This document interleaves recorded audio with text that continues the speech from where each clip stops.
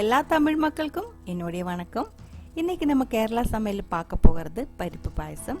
இது வந்து நார்த் கேரளா சைடில் ரொம்ப ஃபேமஸான ஒரு சத்யா ஸ்பெஷல் ஐட்டம்.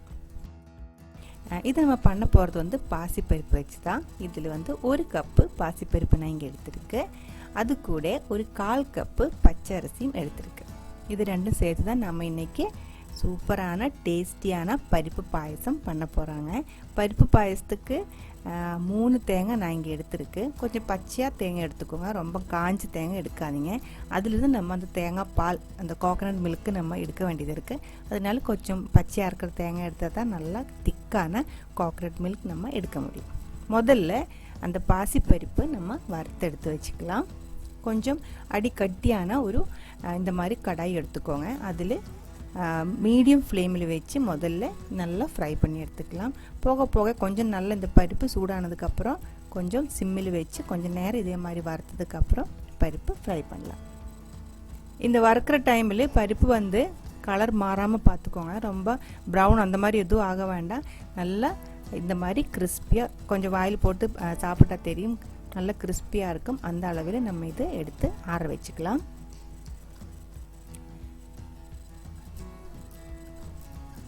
இப்போ இது ஆறட்டும்.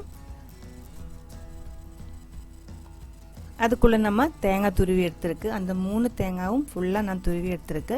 நீங்கள் தேங்காய் பெருசாக இருந்தால் 2 எடுத்தால் போதும். இது கொஞ்சம் சின்னதாக இருந்ததுனால நான் 3 தேங்காய் எடுத்துருக்கு. இந்த தேங்காய் இது துருவி எடுத்த தேங்காய் வந்து மிக்சியில் போட்டு 1/2 கப்பு தண்ணி ஊற்றி நம்ம வந்து முதல் பால் எடுக்க போகிறேன். இது வந்து ஒரு ரொம்ப அடிக்க வேண்டாம், ரொம்ப அரைக்க வேண்டாம். ஒரு 2-3 சுற்றி எடுத்துக்கோங்க. இதே மாதிரி இருக்கும். இதில் வந்து 1/2 கப்பு தண்ணி ஊற்றி இருக்கு. இது ஒரு டைம் கையில் நல்லா பிசைஞ்சுக்கோங்க. நல்லா பிசைஞ்சதுக்கப்புறம் இதே மாதிரி நல்லா ப்ரெஸ் பண்ணி அந்த திக்கான அந்த தேங்காய் பால் எடுத்துக்கோங்க. முதல் பால் எடுக்கிறது கொஞ்சம் கஷ்டமாக இருக்கும். கொஞ்சம் டைட்டாக நல்லா ப்ரெஸ் பண்ணணும். அப்போ தான் அந்த பால் ஃபுல்லாக வெளியே வரும். அந்த தேங்காய் வந்து மறுபடியும் நான் மிக்சிக்குள்ளே போட்டு கொடுத்துருக்கு. இதில் நம்ம 2வது பால் எடுக்க போகிறாங்க. இந்த முதல் பால் எடுக்கிறது முடிச்சுட்டு கொஞ்சம் அதிகமாக தண்ணி ஊற்றி 2வது பால் எடுத்துடலாம்.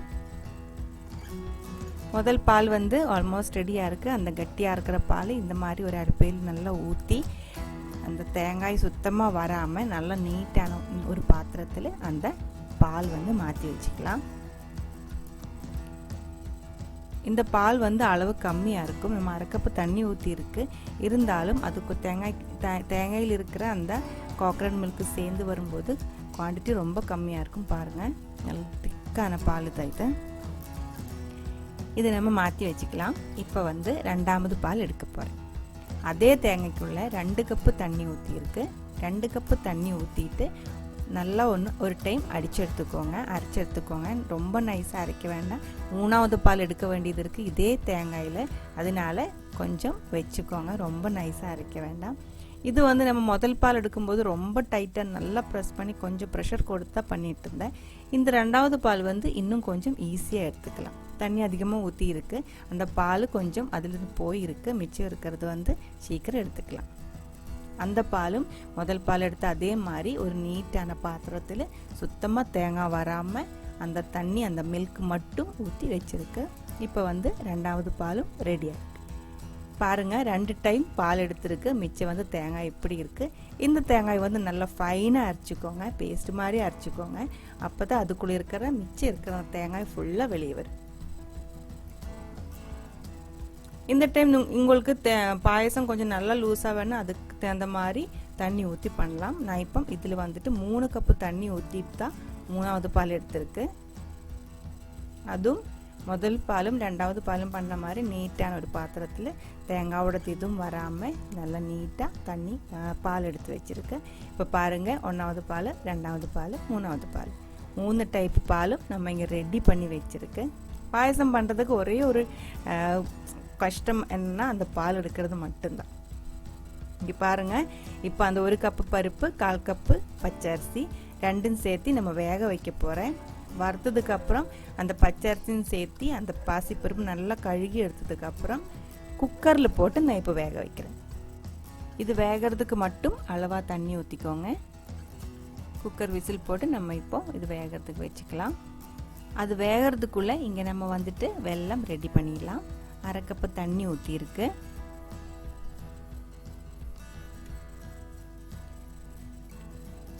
இப்போ இது வந்து நல்லா கொதிச்சு அந்த சர்க்கரை வெல்லம் எல்லாமே நல்லா மெல்ட் ஆகிருக்கு பாருங்கள். இப்போ வந்து இது ஆஃப் பண்ணி கொடுத்துடலாம். இதுக்குள்ளே நம்ம இங்கே பருப்பு அந்த அரிசி எல்லாமே நல்லா வெந்திருக்கு. இந்த அளவுக்கு தான் வேகணும். அந்த வேக வச்ச பருப்பு வந்து இந்த மாதிரி கட்டியான ஒரு கடாயில் மாற்றிக்கோங்க.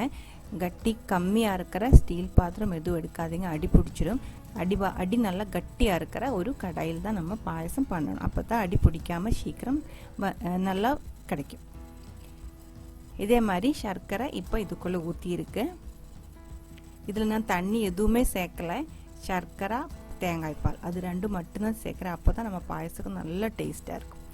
இப்போ இது மீடியம் ஃப்ளேமில் வச்சுருக்கு. மீடியம் ஃப்ளேமில் வச்சுட்டு இந்த சர்க்கரை, இந்த பருப்பு, இந்த அரிசி இது மூணும் சேர்த்து நல்லா கலந்து விட்டுருங்க.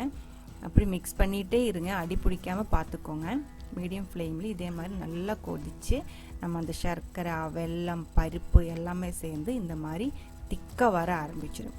அந்த ஓரமாக இருக்கிறதெல்லாம் அந்த ஸ்பூனில் எடுத்து இதுக்குள்ளே போட்டு மெதுவாக இந்த மாதிரி அடி சேர்த்தி மிக்ஸ் பண்ணிக்கோங்க. கொஞ்சம் நேரத்துக்குள்ளே நம்ம பாயசம் வந்து இந்த அளவுக்கு திக்காக இருக்கும். இது கூட நான் பால் இன்னும் சேர்க்கலை, 3 பால் எடுத்து வச்சுருக்கு. நம்ம முதல்ல சேர்க்க போகிறது வந்து 3வது பால். இப்போ அந்த 3வது பால் எடுத்துக்கலாம். இது கட்டி கம்மியாக இருக்கிற பால் தான். இதுதான் நம்ம முதல்ல ஊற்ற போகிறாங்க. இந்த பால் ஊற்றுற டைமில் வந்து தீ வந்து சிம்மில் வச்சுக்கோங்க, லோ ஃப்ளேமில் வச்சுக்கோங்க. அதுக்கப்புறம் மெதுவாக ஊற்றி மெதுவாக மிக்ஸ் பண்ணி எடுக்கணும். அப்போ வந்து இந்த மாதிரி தண்ணி மாதிரி தான் இருக்கும். இப்போ வந்து பாயசம் ஏன் இப்படி ஆகிப்போச்சு அப்படின்னு நினைக்காதீங்க. நம்ம வந்து இன்னும் பால் ஊற்ற போகிறாங்க.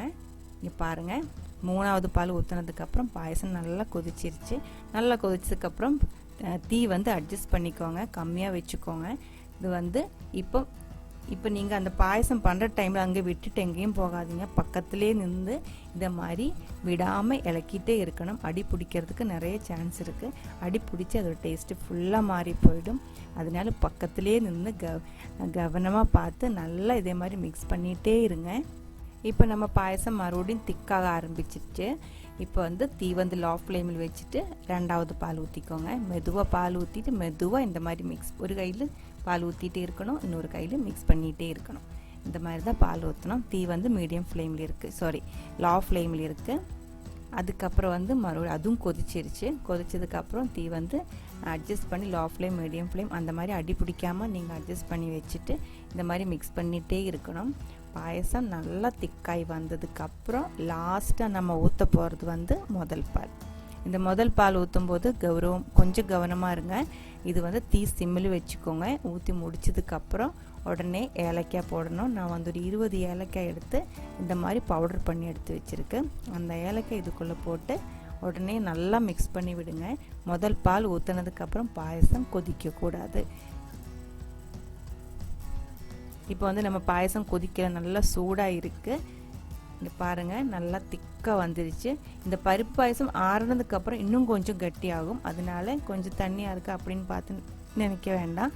இது வந்து இன்னும் கொஞ்சம் நேரம் இது ஆறுனதுக்கப்புறம் கொஞ்சம் திக்காயிடும். நம்ம குடிக்கிற அளவுக்கு நல்லா திக்காயிடும்.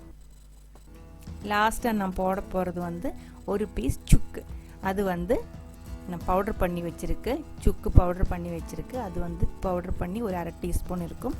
அதுவும் சேர்த்து கொடுத்ததுக்கப்புறம் நம்ம தீ ஆஃப் பண்ண போகிறேன்.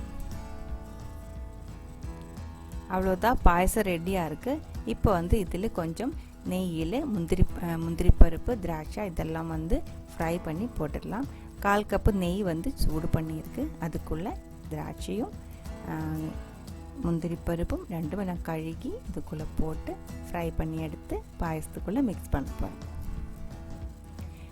நீங்கள் இப்படி பண்ணும்போது சின்னதாக கட் பண்ண, ரொம்ப நைஸாக கட் பண்ண தேங்காய் கூட இந்த மாதிரி ஃப்ரை பண்ணி சேர்த்துக்கலாம். உங்களுக்கு பிடிச்சிருந்தா நீங்கள் அப்படி கூட பண்ணிடலாம்.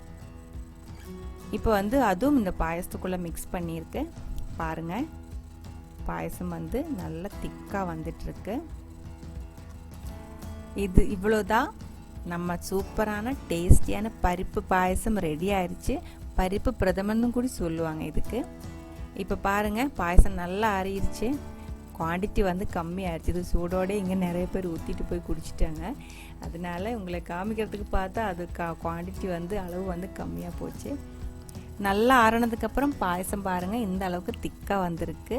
இது ஆறினதுக்கப்புறம் தான் குடிக்கிறதுக்கு ரொம்ப டேஸ்ட்டாக இருக்கும். ட்ரை பண்ணி பாருங்கள்.